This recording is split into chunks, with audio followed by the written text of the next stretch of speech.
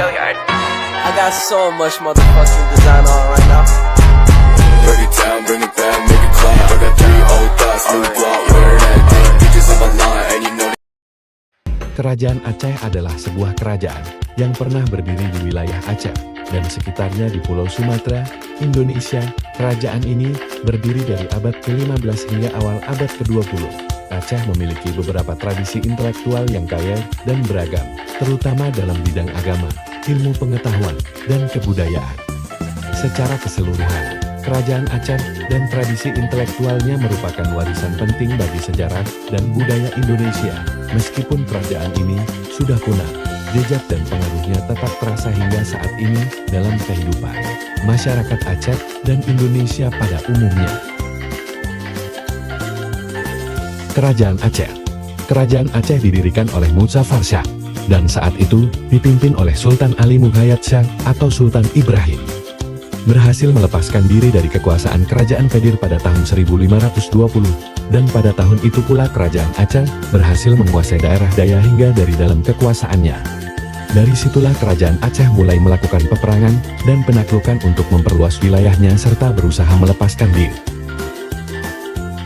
Beberapa kerajaan-kerajaan yang terdapat di Aceh dan juga termasuk di bawah kekuasaan Kerajaan Aceh. Kerajaan Samudera Pasai. Kerajaan Samudera Pasai merupakan kerajaan Islam pertama di Indonesia.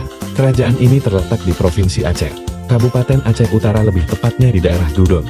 Kerajaan Samudera Pasai didirikan oleh Maura Silu atau digelar sebagai Sultan Malik As-Salih pada tahun 1267. Malik Al-Salih merupakan nama baru setelah ia masuk Islam, dan juga merupakan Sultan Islam pertama di Indonesia, berkuasa lebih kurang 29 tahun. Dan kemudian Sultan Malik Al-Saleh wafat pada tanggal 831 Hijriah atau tahun 1297 Masehi. Setelah Sultan Malik Al-Saleh wafat, maka pemerintahnya digantikan oleh keturunannya yaitu Sultan Muhammad yang bergelar Sultan Malik Al-Tahir. Kerajaan Perlak. Kerajaan Perlak merupakan bercorak Islam tertua di Nusantara. Kerajaan ini berdiri pada abad ke-9, tepatnya tahun 840 sampai tahun 1292 Masehi. Sultan pertama di Kerajaan Perlak adalah Sultan Alaiddin Syed Maulana Aziz Shah yang beraliran Syiah dan merupakan keturunan Arab dengan perempuan setempat yang mendirikan Kesultanan Perlak. Pada abad 1 Muharram 225 Hijriah atau 840 Masehi, dia mengubah nama ibu kota kerajaan dari Bandar Perlak menjadi Bandar Khalifah. Kerajaan Leng. Kerajaan Leng merupakan salah satu kerajaan yang pernah didirikan oleh Dulu Gayo di wilayah dataran tinggi Gayo, Provinsi Aceh. Kerajaan Leng terbentuk sekitar 1025 Masehi, 416 jam, yang dipimpin oleh Adi Genali. Aspek kehidupan kerajaan di Aceh. Kehidupan sosial.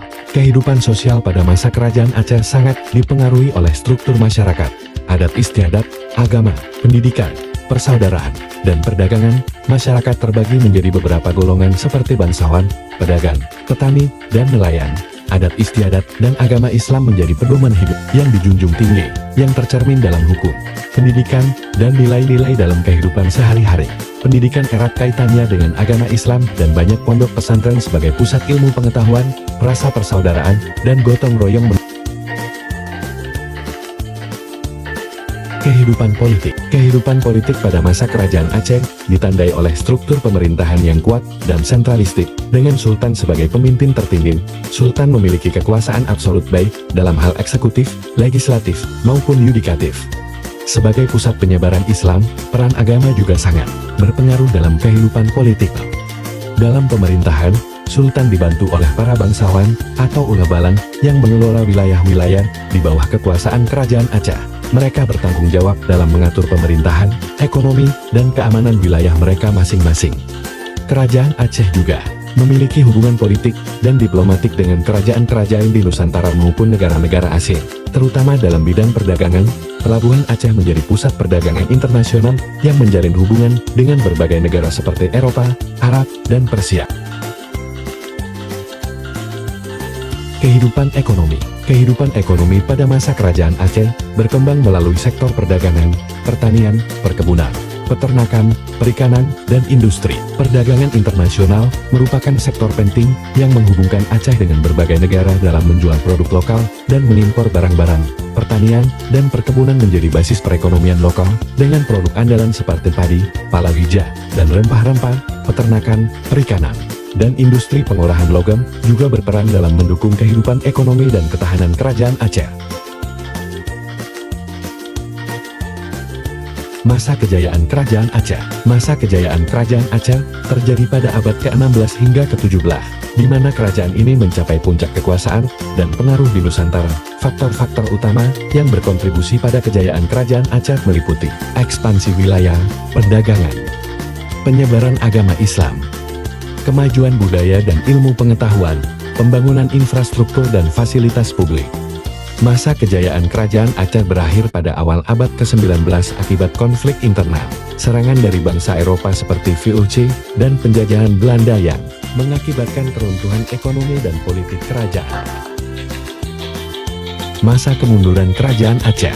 Kemunduran kerajaan umumnya ditandai oleh beberapa faktor utama yang berdampak pada berbagai aspek kehidupan, seperti politik, ekonomi, budaya, dan militer. Secara ringkas, faktor-faktor yang memicu kehidupan kemunduran kerajaan meliputi ketidakstabilan politik, ancaman eksternal, kemunduran ekonomi, kemerosotan budaya, pelemahan militer.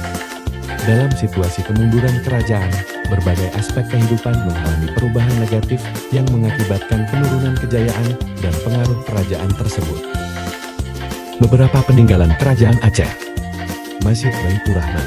Masjid Baitur Rahman adalah salah satu masjid bersejarah yang terletak di Kota Banda Aceh, Provinsi Aceh, Indonesia. Masjid ini merupakan peninggalan Kesultanan Aceh Darussalam dan dibangun pada abad ke-19 oleh Sultan Iskandar Muda. Bangunan masjid ini memiliki arsitektur yang khas dan indah, mencerminkan budaya dan keagamaan yang kuat di Aceh. Masjid ini juga memiliki peranan penting dalam sejarah Indonesia, khususnya dalam perjuangan melawan penjajahan. Taman Sari Gunongan. Taman Sari Gunongan termasuk peninggalan Kerajaan Aceh. Gunongan ini merupakan situs bersejarah yang dibangun pada masa pemerintahan Sultan Iskandar Muda tahun 1607 sampai tahun 1636 di Kesultanan Aceh Darussalam. Bangunan ini dibangun sebagai tanda kasih sayang sang sultan untuk istrinya yang berasal dari Pahang, Malaysia, agar ia tidak merasa rindu dengan tanah kelahirannya. Selain itu, Gunongan juga memiliki nilai artistik dan arsitektur yang khas, mencerminkan kebudayaan Aceh pada masa itu. Benteng Indrapatra. Benteng Indrapatra juga termasuk peninggalan Kerajaan Aceh.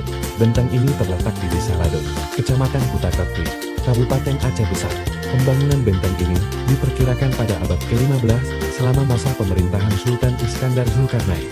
Benteng ini memiliki fungsi strategis untuk melindungi Kesultanan Aceh dari serangan musuh, khususnya melalui jalur laut, serta sebagai pusat pemerintahan dan militer pada masa itu. Benteng Indrapatra menjadi bukti kejayaan dan kemajuan Kerajaan Aceh dalam bidang arsitektur dan kekuatan militer pada zamannya. Tradisi intelektual di Aceh. Tradisi intelektual. Tradisi intelektual adalah warisan pemikiran dan karya ilmiah yang diwariskan dalam suatu komunitas, melibatkan perkembangan konsep dan teori, dan berfungsi untuk mempertahankan serta mengembangkan pengetahuan di berbagai bidang. Tradisi intelektual di Aceh. Tradisi intelektual di Aceh memiliki sejarah yang kaya dan beragam, mencakup berbagai bidang ilmu seperti agama, sastra, dan sejarah. Tradisi intelektual di Aceh terus berkembang dan dipelihara seiring perkembangan zaman dan teknologi, namun tetap mempertahankan warisan historis dan kebudayaan yang menjadi ciri khas masyarakat Aceh. Aspek dari tradisi intelektual di Aceh. Keagamaan. Aceh dikenal sebagai Serambi Mekah karena peranan pentingnya dalam menyebarluaskan ajaran Islam di Indonesia. Banyak ulama terkemuka berasal dari Aceh, seperti Syekh Saman, yang dikenal menyebarkan ajaran Islam di wilayah tersebut. Sejarah. Sejarah Aceh juga penuh dengan catatan intelektual mengenai peradaban dan perkembangan masyarakat. Banyak manuskrip kuno yang menjadi saksi sejarah perjuangan dan pengaruh Aceh di Nusantara.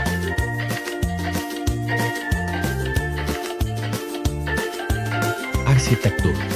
Tradisi intelektual Aceh juga tercermin dalam arsitektur masjid dan bangunan bersejarah lainnya, seperti Keraton Kesultanan Aceh. Pendidikan.